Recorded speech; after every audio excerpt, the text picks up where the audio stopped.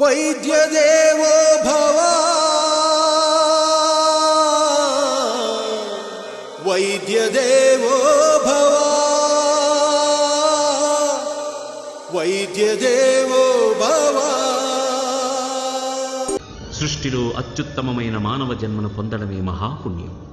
ఆ పుణ్యాన్ని పదింతలు పెంచుకునే మార్గమే ధర్మం. ధర్మాన్ని రక్షించు, అది నీకు రక్షణ ఇస్తుంది. ధర్మరక్షణ కోసం తలకిందులుగా తపస్సు చేయనక్కర్లేదు.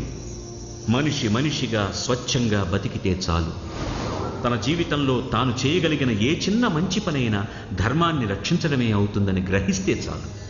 అలాంటి ధర్మరక్షణ కార్యాన్ని మానవ రూపంలో ఆచరించి చూపిన సద్గుణాల పరిపూర్ణత్వమే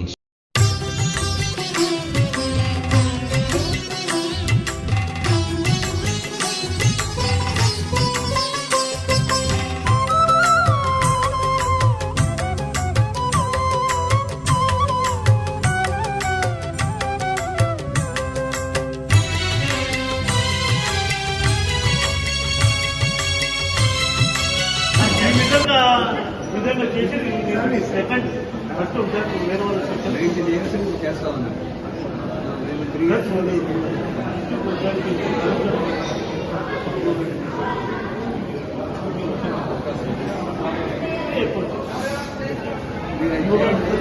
మీరు ఎక్కువ సర్వీస్ ఉంటుంది. మీరు ఇంకా ఏదైనా చేయాలని చెప్పండి. సమస్య లేదు. ఈ శుభ సందర్భంలో మహాకవి శ్రీశ్రీ గారి మాటలు ఒక్కసారి గుర్తు చేస్తున్నారు.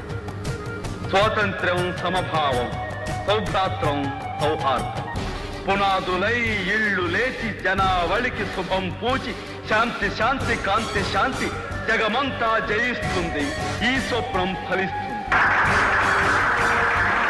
ఎవరైనా కష్టాల్లో ఉంటే గుండెలకు హత్తుకుని ఓదార్చడమే నాకు తెలుసు. ఆ కాసేపు వాళ్ళు నవ్వుతూ చూస్తుంటే ఆనందపడే సాదాసిద్ధ ఆత్మీయ. ఇది యుద్ధం కదయ్యా, యజ్ఞం. దశాబ్దాలుగా వెలుగు చూడని దీన ప్రాణుల కళ్ళలో వేయి సూర్యుల కాంతితో చిరునవ్వులే వెలిగించగా నేను సైతం విశ్వవీణకు తంత్రినై మూర్ఛనలు పోతాను.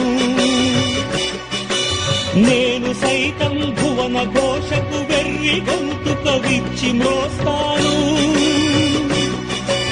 నేను సైతం ప్రపంచాబ్జపు తెల్లరేకై పల్లవిస్తాను.